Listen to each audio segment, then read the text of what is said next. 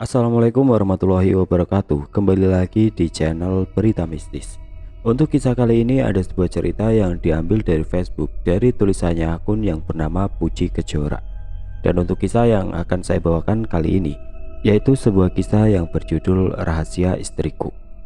Sebelum kita masuk ke ceritanya, tekan dulu tombol like video ini dan jangan lupa tekan juga tombol subscribe channel ini dan nyalakan juga lonceng notifikasinya agar tidak ketinggalan cerita-cerita baru dari channel ini. Dan bagi teman-teman yang ingin membaca langsung ceritanya, nanti silahkan saja kunjungi linknya yang nanti akan saya sertakan di kolom deskripsi. Dan seperti apa untuk kisah kali ini? Langsung saja kita simak berikut ini.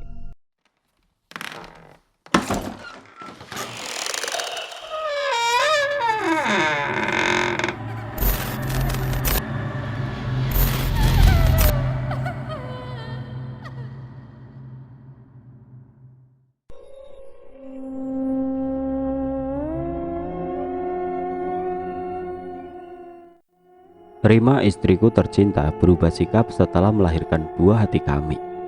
Ada apa sebenarnya? Apakah yang ia tutupi dariku? Mendung terus bergelayut di langit senja. Sedari siang, gerimis juga sudah membasahi bumi hingga malam ini. Dingin semakin menusuk kulit. Mataku menerawang ke langit-langit kamar kontrakan. Bagaimana keadaan Rima saat ini? Bukankah bulan ini adalah waktunya dia melahirkan? Aku bangkit dan duduk di tepi ranjang, sejenak melirik jam di dinding yang sudah menunjukkan pukul 00 dini hari. Tak tak tak. Aku segera bangkit dan berdiri di ambang pintu kamar. Siapa malam-malam di tengah hujan seperti ini bertamu? Kulangkahkan kaki membuka pintu kontrakan bercat hijau. Seorang perempuan berdiri membelakangiku. Rambutnya yang panjang sepinggang terlihat basah, mungkin terkena air hujan. Gaun putihnya benar-benar kuyup. Sepertinya perempuan itu kedinginan karena bahunya bergetar. "Cari siapa?" tanyaku ketika ia tidak kunjung menengok. Diam, tidak ada sautan. Hujan semakin deras saja. Apakah mungkin wanita ini hanya ingin berteduh? Tidak kunjung mendapat jawaban, aku hendak menutup kembali pintu kontrakan. Tanpa menoleh, wanita itu menahan pintu yang hendak aku tutup. "Siapa kamu? Kenapa menggangguku?" ujarku dengan suara tegas. Wanita itu perlahan berbalik. Perutnya yang buncit seketika terlihat. Wajah ayunya membuatku tidak jadi marah. Dia ternyata istriku Rima. "Rima, kamu ngapain kesini?" tanyaku heran. Bagaimana tidak, Rima aku tinggalkan sendiri di kampung halaman. Bukan karena aku ingin bebas tanpa ada yang mengatur-ngatur, tapi justru karena aku khawatir dengan keadaan Rima jika ia ikut aku merantau. Ia tengah hamil buah hati yang aku tunggu-tunggu selama 5 tahun pernikahan kami. Bidan bilang kandungannya lemah. Ia harus bed rest dan tidak boleh kelelahan. Aku dan Rima sama-sama sebatang kara. Tidak ada keluarga yang bisa aku mintai tolong untuk menjaga Rima. Untuk itulah aku menyuruh Rima tinggal di kampung. Setidaknya di sana ada warga yang masih saling peduli satu sama lain. Aku menarik Rima masuk ke dalam kontrakan. Ia pasti kedinginan dan kelelahan setelah melakukan perjalanan panjang dari kampung ke kota. "Ayo pulang, Bang," ujarnya tiba-tiba. Kakiku seketika terhenti. "Pulang? Bukankah kita sudah di rumah, Rim?" "Ya, meskipun masih rumah kontrakan." "Aku mau pulang, Bang. Ayo kita pulang," ujarnya lagi. "Besok saja, Rim. Kamu masih basah kuyup. Setidaknya ganti bajumu dulu." Aku serahkan handuk dan menuntun Rima masuk ke dalam kamar mandi. Selagi dia di dalam membersihkan diri, aku menyiapkan baju ganti untuknya. 5 menit, 10 menit, 20 menit, Rima tidak kunjung keluar dari kamar mandi. Tiba-tiba aku khawatir, jangan-jangan terjadi sesuatu di dalam sana. Rima, kamu sudah selesai belum?" ujarku sambil mengetuk pintu kamar mandi. Hening, tidak ada sautan. Aneh, aku juga tidak mendengar suara gayung yang bertemu air. "Rim, kamu gak apa-apa kan, Rim?" panggilku lagi. Sama sekali tidak ada sautan. Aku semakin khawatir. Apalagi Rima sedang hamil besar. Tanpa bicara lagi, segera aku dobrak pintu kamar mandi. Brak! Pintu seketika terbuka lebar. Kosong. Tidak ada Rima di dalam. Lalu kemana Rima? Lantai kamar mandi juga kering, seolah tidak ada seseorang yang masuk dan melakukan aktivitas di dalamnya. Ada apa ini? Kulangkahkan kaki keluar kamar mandi dan menyusuri setiap lantai yang tadi dipijak oleh Rima. Dengan seksama aku perhatikan lantai berkeramik putih itu. Dan yang aneh, sangat aneh menurutku, istriku itu datang dengan tubuh basah kuyup. Logikanya, lantai yang ia pijak pasti basah. Tapi ini, lantainya kering. Aku coba merabanya dengan tangan untuk memastikan jika aku tidak salah lihat. Benar, lantainya kering. Rima. Aku segera keluar rumah dan mencari Rima di halaman. Siapa tahu ia tadi keluar saat aku menyiapkan baju ganti untuknya tadi. Namun hujan di luar sangat deras. Tidak mungkin Rima di luar. Rima. Tiba-tiba kulihat sosok Rima di ujung jalan yang menuju rumah kontrakan kecilku. Ia berjalan tanpa menoleh ke arahku. Rima, kembali, jangan pergi. Aku berlari menyusulnya. Namun semakin aku berlari mengejarnya, Rima justru semakin terlihat jauh. Tunggu aku, Rima, tunggu. Buk. Tubuhku terjatuh dari ranjang ke lantai. Itu sangat membuat pantatku kesakitan. Syukurlah semua tadi hanyalah mimpi. Aku segera bangkit dan duduk di sisi ranjang. Ponsel di atas nakas bergetar. Aku lihat nama Rima di layar. Halo, assalamualaikum bang, ujar suara di seberang sana. Waalaikumsalam. Halo juga Rim, ada apa? Anak kita sudah lahir bang, perempuan. Alhamdulillah. Rasanya senang sekali mendengar istriku tercinta selamat melahirkan buah hati kami. Abang pulang sekarang? Iya bang, Rima tunggu di rumah. Akhirnya buah hati yang kami tunggu-tunggu lahir juga ke dunia. Gak sabar rasanya ingin cepat-cepat melihat putriku. Tunggu, aku harus membeli segala sesuatu yang dibutuhkan Rima nanti.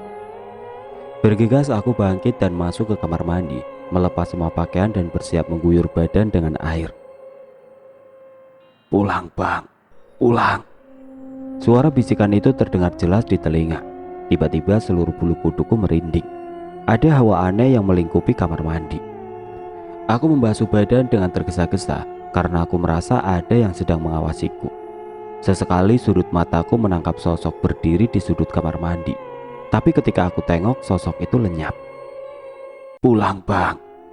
Lagi-lagi suara bisikan itu mengganggu saat aku menyisir rambut. Hawa kamar menjadi berubah lagi, dingin dan sesak di dada. Tidak mau terus-terusan merasa diteror, aku segera keluar kontrakan dan menuju pasar. Aku akan membeli perlengkapan cuci dan mandi untuk bayiku, juga baju-baju mungil untuk ganti. Tidak lupa aku membeli diapers biar Rima gak capek mencuci popok.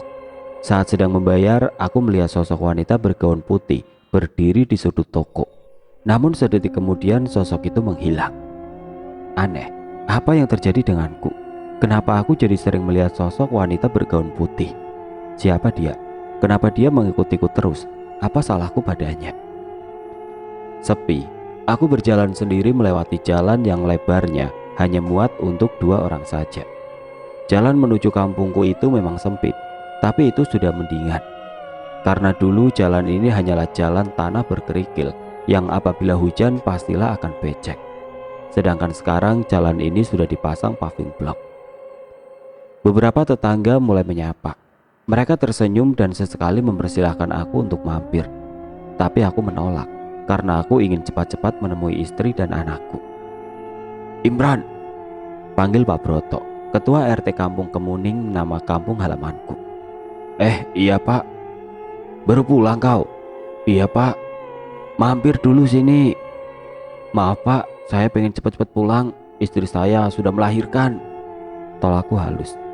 Oh, betul juga. Ya sudah, cepatlah kau pulang. Cantik kali anak kau. Pasti nanti kau akan sulit meninggalkan mereka untuk merantau lagi. Aku hanya tersenyum lalu mengangguk dan pergi. Aku percepat langkah kakiku menuju rumahku. Kini aku berdiri di depan rumah dengan halaman kecil penuh bunga. Rima sangat menyukai bunga melati. Ia menanami seluruh halaman dengan bunga melati, biar rumahnya harum katanya.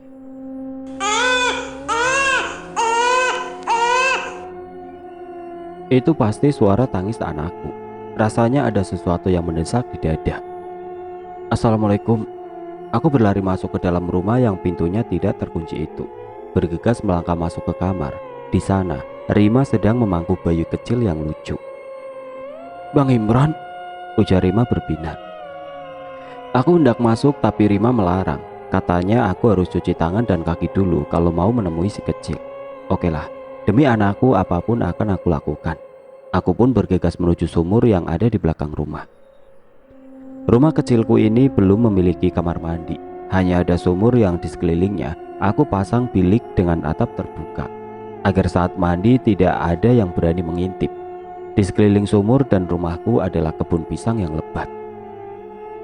Untuk buang air besar, di belakang rumah aku membuat sebuah lubang dalam, lalu kututup semen yang di tengah-tengahnya. Aku buat lubang sebesar kepalan tangan. Lubang yang kubuat itu dikelilingi bilik juga.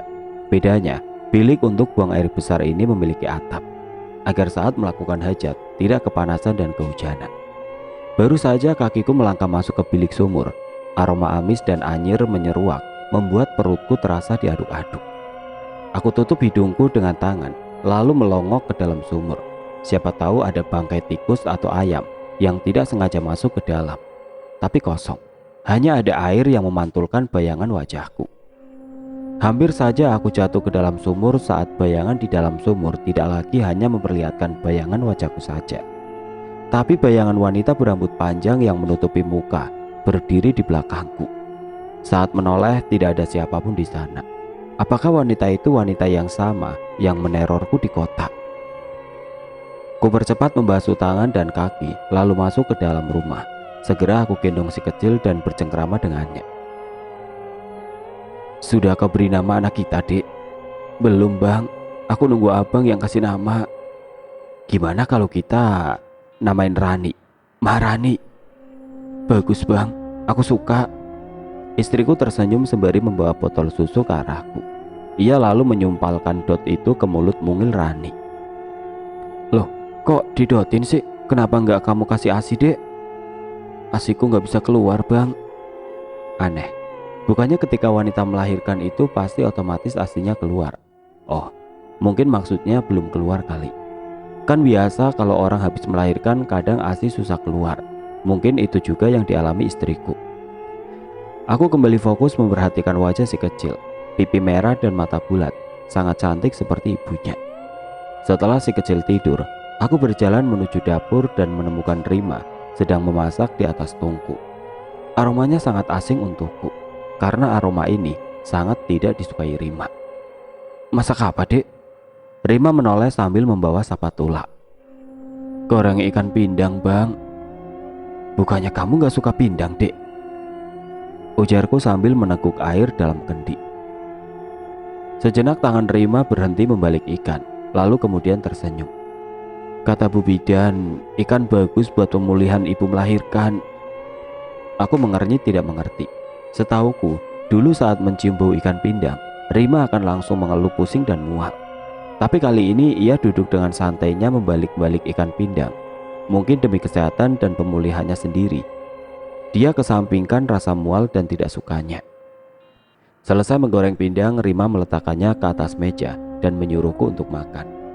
Baru saja tanganku terulur menyendok nasi, aroma busuk dan anyir itu tiba-tiba masuk seiring dengan angin yang menerpa wajahku. "Ah, bau kali, Dek," ujarku spontan menutup hidung. "Bau apa, Bang?" Rima mengeritkan dahi. "Bau busuk, Dek. Masa kamu gak bau?" "Bau sih, Bang. Paling juga ayam atau tikus mati di kebun belakang." Kuletakkan kembali piring ke meja dan hendak bangkit, tapi Rima meraih tangan dan menyuruhku untuk duduk. "Sudah, abang makan saja, biar Rima yang urus," ujarnya berjalan keluar pintu belakang. Aneh, biasanya dia paling anti dengan kegiatan semacam ini, apalagi berurusan dengan bangkai. Kulihat Rima berjalan menuju kebun di belakang rumah. Sepertinya ia tahu persis di mana bau bangkai itu berasal. Lama-lama tubuh Rima menghilang di balik rimbunya pohon pisang. Aku terbangun karena merasa hendak buang hajat. Perut rasanya melilit, tidak tahan. Aku segera ke belakang hendak menuju bilik tempat buang hajat. Baru membuka pintu dapur ketika aku lihat ada jejak kaki penuh lumpur di lantai dapur. Jejak kaki itu berasal dari luar. Aku memasang pintu di dapur yang menjadi akses untuk keluar masuk sumur. Aku mencoba mengikuti jejak kaki itu, tapi jejak itu menghilang di depan kamarku bersama Rima. Tunggu, bukankah aku barusan dari kamar? Dan aku sama sekali tidak melihat jejak ini. Lalu kenapa saat aku hendak keluar rumah, tiba-tiba ada jejak kaki ini? Kuamati terus jejak itu. Aku seperti mengenal jejak tersebut. Krat. Pintu kamar terbuka. Abang ngapain? Aku mendongak dan mendapati Rima berdiri di ambang pintu sambil mengucek matanya. Ada jejak kaki aneh, Dek. Jejak kaki apaan sih, Bang? Ini, tunjukku pada jejak kaki itu.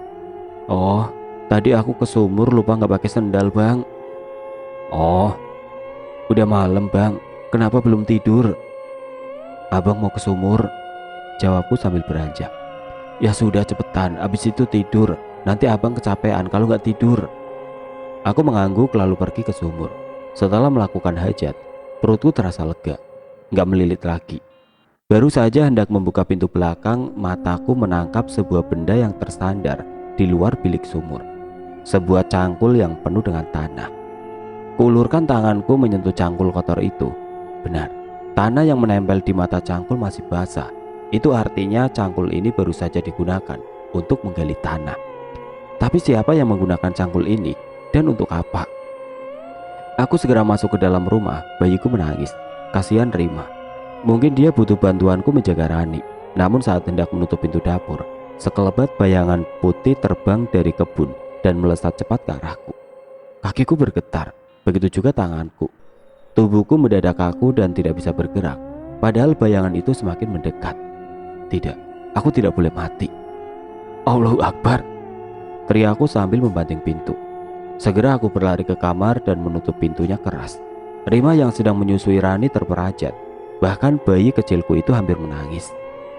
Abang kenapa sih? Kok kayak dikejar hantu sampai ngos-ngosan gitu?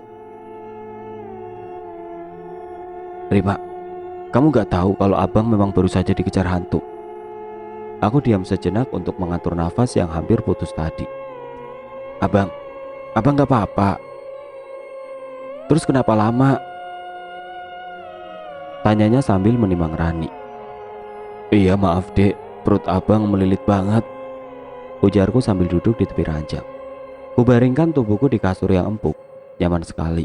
Terlihat Rima mulai meletakkan Rani ke kasur. Nampaknya putri kecilku itu sudah kembali terlelap. Masih teringat jelas bayangan wanita yang terbang melesat ke arahku tadi. Wajahnya seolah tidak asing. Tapi siapa? Aku sama sekali tidak ingat wajah itu. Hanya merasa seolah kenal. Lalu kenapa hantu itu mengejarku? Dari kontrakan sampai ke kampung halaman. Aneh. Aku sedang menjemur pakaian ketika seorang ibu-ibu bertubuh gempal menghampiri. Wah, Mas Imron, baik banget mau bantu-bantu istrinya jemur cucian. Biasa aja Bu Widya, jawabku tersenyum. Mbak Rima mana? Kok nggak kelihatan? Ujarnya sambil melongok ke dalam rumah. Ada di dalam lagi ngurusin Rani. Oh, ia manggut-manggut sejenak. Mbak Rima hebat ya, lahiran sendiri di rumah tanpa bantuan siapapun lagi. Salut saya. Tanganku yang sedang memeras cucian seketika berhenti. Lahiran sendiri? Nggak ke bidan gitu Bu? Enggak. Bu Widya mengibaskan tangan di depan wajahnya. Apa ya Rima bisa melahirkan sendiri tanpa bantuan siapapun? Waktu itu sore hari, tahu-tahu Rima udah bawa bayi berlumuran darah. Warga langsung geger. Kuletakkan kembali cucian yang aku peras tadi ke dalam ember. Tapi Rima sudah dibawa ke bidan kan setelah itu? Tiba-tiba aku merasa khawatir. Melahirkan adalah perjuangan antara hidup dan mati. Bahkan setelah melahirkan adalah waktu rawan. Bisa saja terjadi pendarahan atau lainnya. Mbak Rima nggak mau dibawa ke bidan. Dia bilang semua baik-baik saja. Mbak Rima juga terlihat segar bugar meski sudah berjuang melahirkan sendiri. Bu Widya ada di sini. Entah sejak kapan tiba-tiba Rima sudah berada di ambang pintu memperhatikan kami. Seolah senyuman tersungging di bibirnya yang tipis. Iya Mbak, ini loh Mas Imron, baik banget mau bantuin Mbak Rima jemur cucian. Ya jelas dong Bu, kalau nggak baik, mana mungkin saya cinta mati sama Bang Imron. Senyum Rima kembali mengembang, kali ini sembari melirikku yang berdiri tidak jauh darinya. Rasanya malu, tapi juga bangga, karena disanjung istri sendiri. Bu Widya lalu berpamitan dan aku melanjutkan menjemur cucian. Sedangkan Rima kembali masuk ke rumah menyiapkan makan siang. Apa benar kata Bu Widya, kamu melahirkan sendiri di rumah tanpa bantuan siapapun, Dek? Rima yang sedang menikmati nasi bersama lauk tempe melihat ke arahku. Iya, memang kenapa Bang? Kenapa nggak melahirkan di bidan langganan kita? Nggak sempet Bang, baru mau keluar rumah udah brojol aja itu bayi. Terus abis itu ke bidan nggak? Enggak Bang. Abang kenapa sih khawatir banget? Yang penting aku sama Rani selamat kan? Buktinya kami berdua ada di sini sama abang. Benar juga. Yang penting mereka kan selamat. Dan aku lihat Rima juga baik-baik saja, nggak terlihat pucat sama sekali. Wajahnya masih ayu, alisnya masih tebal seperti dulu, pipinya sedikit cabi, dan bibir tipisnya juga merona kemerahan, meski tidak memakai lipstik. Benar-benar cantik menurutku. Tengah asik memandangi wajah Rima, aku lihat sebuah noda di bawah dagunya.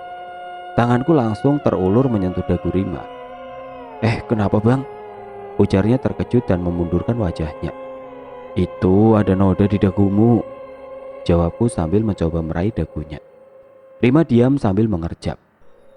Saat tanganku menyentuh dagunya, ternyata yang hitam itu bukan noda, tapi seperti tanda lahir. Udah Bang, geli. Rima menepis tanganku lalu kembali menikmati makannya. Dagumu kenapa? Kok ada hitam-hitamnya? Aku kira kotoran tadi. Dia refleks menyentuh dagu yang tadi aku sentuh. Ini kena minyak panas Bang. Oh, hati-hati dong Dek. Abang gak mau wajah cantik kamu itu terluka. Saatnya melancarkan rayuan gombal. Lama di kota membuatku rindu akan buai kasih sayangnya. Abang bisa saja. Kurai tangannya yang masih asik menyendok nasi. Ia menatapku lekat. Nanti malam. Abang. Rima menarik tangannya lalu bangkit berjalan ke dapur. Aku baru 3 hari lahiran Bang, gak usah macem-macem deh. Masih lama kali menyalurkan hasrat terpendamku ini. Tapi gak apa-apalah, aku akan mencoba sekuat tenaga menahannya. Bang Imron, bangun Bang. Suara mendayu-dayu itu terus saja memanggil namaku. Perlahan aku bangkit dan melihat Rima terlelap di samping bayi kami. Abang, sini Bang, aku di sini. Aku mencoba menajamkan pendengaran. Siapa tahu telingaku memang bermasalah. Dok, dok, dok. Pintu belakang rumah seperti ada yang berusaha membuka dengan paksa. Aku segera bangkit dan berlari ke sana. Takut kalau ternyata itu maling. Namun saat kaki menapak di dapur, pintu belakang yang mulanya bergerak-gerak seketika terdiam. Lalu hening. Bahkan suara jangkrik yang biasanya ramai sekarang benar-benar senyap. Abang ngapain? Aku menoleh cepat ke arah suara. Ternyata Rima di belakangku sambil menggendong Rani. Tadi ada yang mencoba masuk dari pintu belakang. Seketika wajah Rima pias, seolah tidak ada darah yang mengalir di sana. Rani dalam gendongannya pun tiba-tiba menangis keras. Bertepatan dengan tangisan Rani, kembali pintu belakang bergetar hebat. Tidak hanya pintu, bahkan benda-benda di dalam dapur berjatuhan dengan sendirinya. Kembalikan bayiku, kembalikan bayiku. Suara itu menggema di seluruh dapur. Suara serak dan berat itu seketika membuat bulu kuduku meremang. Hawa dingin merasuk sampai ke tulang. Rima berlari masuk ke dalam kamar ketika Rani semakin keras menangis. Bayi itu seolah merasa ada sesuatu yang membuatnya tidak nyaman. Tangisan Rani semakin keras. Getaran di pintu juga semakin menjadi. Aku mencoba membaca ayat-ayat pendek yang dulu pernah aku pelajari waktu mengaji. Namun bukannya reda, kini malah ada suara tawa menggema di seluruh rumah. Siapa kamu? Kenapa kamu ganggu keluargaku? Kembalikan bayiku.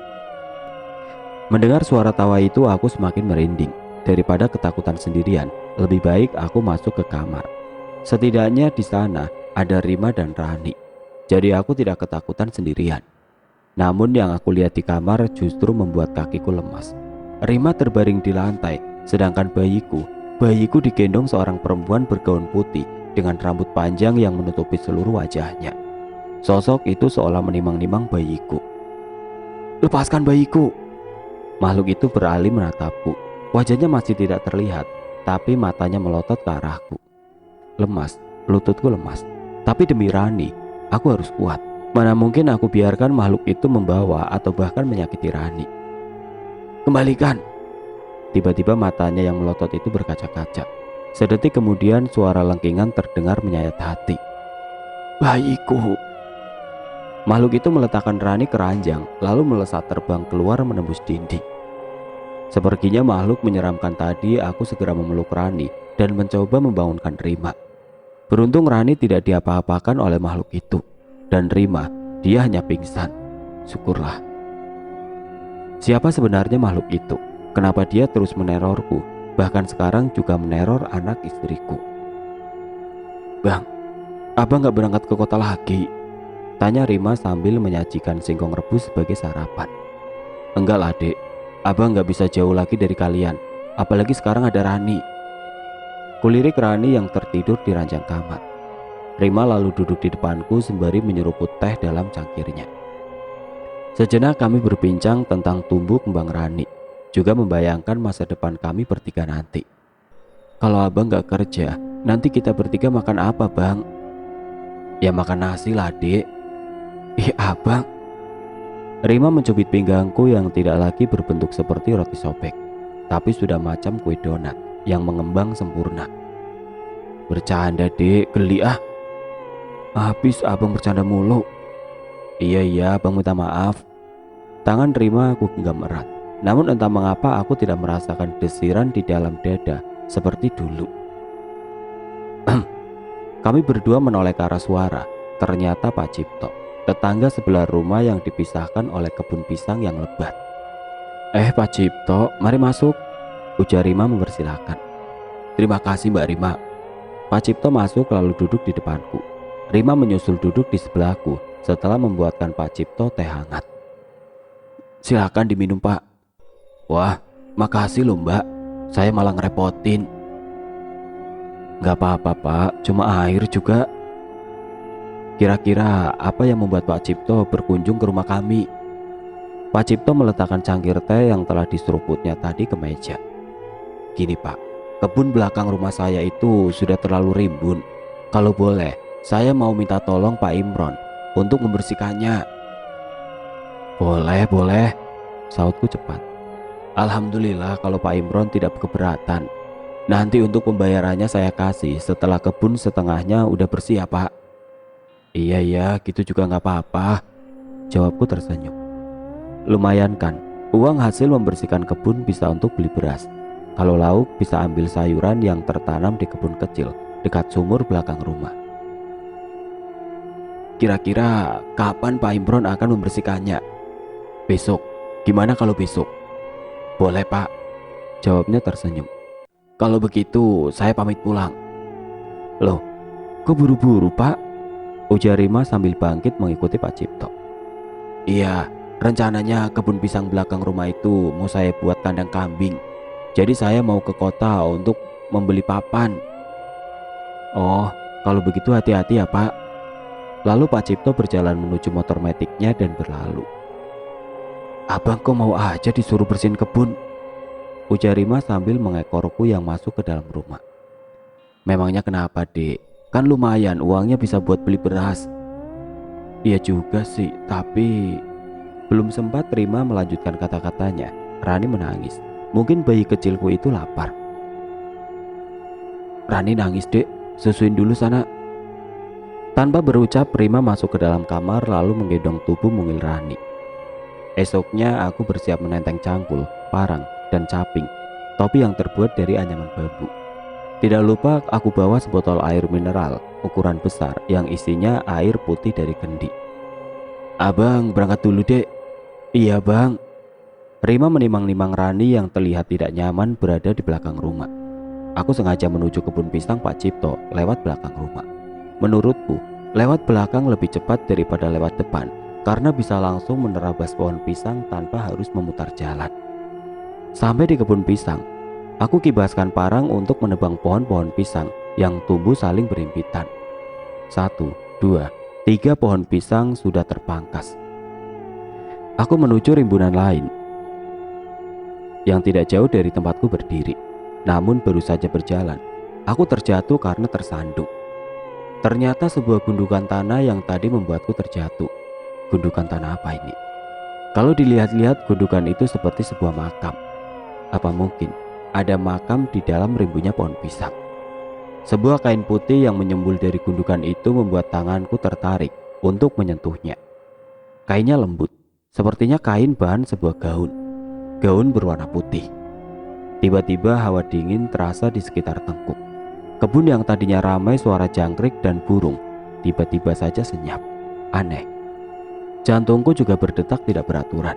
Aku kembali teringat dengan hantu wanita bergaun putih itu. Entah mengapa otakku berpikir kalau kain putih yang menyembul di balik gundukan tanah itu adalah kain yang sama yang dipakai hantu wanita itu. Daripada penasaran, kuayunkan cangkul ke atas gundukan. "Tunggu bang!" Tiba-tiba Rani datang dan meraih cangkul yang tadi hendak aku ayunkan.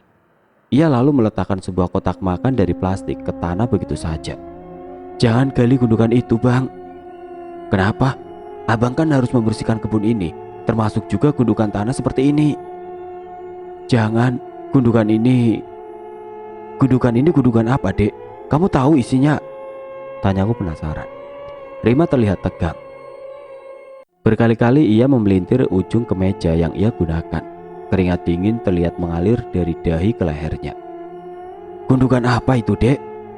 "Kain bang," jawabnya sambil memejamkan mata dan menggigit bibir bawahnya. "Kain?" "Iya kain." "Kain siapa? Kenapa ditanam di sini?" "Maaf bang, itu kain pemberian Harry." "Harry?" Aku mencoba mengingat-ingat nama itu. "Harry mantan kamu itu?" "Iya bang, dia memberiku beberapa potong pakaian saat abang di kota. Aku sudah menolaknya, tapi dia ngotot dan meninggalkan pakaian itu begitu saja di rumah. Jadi aku..." Jelasnya dengan wajah selalu menunduk. "Sudahlah dek, maafin abang ya." Rina mendongak. "Kok abang yang minta maaf?" "Gara-gara abang merantau di kota, adik jadi digodain lagi sama mantan." Rima menghambur memelukku. "Makasih ya bang, abang udah ngertiin Rima." "Iya istriku." Rima melepas pelukannya dan mencubiti lenganku. Sakit, tapi melihat Rima tersenyum aku ikut bahagia. "Loh dek, kamu kesini, Rani sama siapa?" Tanyaku khawatir. "Dia tidur bang." "Ya sudah, kamu pulang, kasihan Rani." Rima tersenyum lalu beranjak pulang melewati pohon-pohon pisang yang sudah aku pangkas. Tidak lama kemudian ia menoleh ke arahku. "Jangan gali gundukan itu ya bang." Aku hanya mengangguk lalu kembali menebangi pohon pisang yang masih berdiri kokoh. Baru 5 cangkulan ketika tiba-tiba terdengar suara teriakan dari arah rumahku. Ada apa ini? Kenapa Rima berteriak? Bayiku juga tadi terdengar menangis. Tapi tiba-tiba suara tangisnya menghilang. Kulempar cangkul ke sembarang arah lalu berlari pulang menerobos pintu belakang rumah dan langsung menuju kamar. Rima pingsan di lantai dan bayiku lagi-lagi digendong makhluk menyeramkan itu.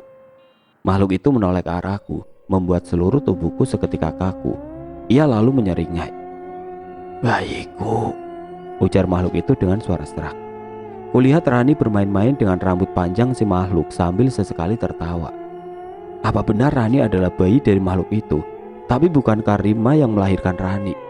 Tidak lama makhluk itu terlihat seolah menimang Rani, dan Rani pun terlelap. Lalu si makhluk meletakkan Rani ke ranjang, dan dia pun terbang melesat menembus jendela. Oke teman-teman, sampai di sini dulu ceritanya. Nantikan kelanjutan kisah ini di video berikutnya. Agar tidak ketinggalan, klik tombol subscribe channel ini dan nyalakan lonceng notifikasinya. Wassalamualaikum warahmatullahi wabarakatuh.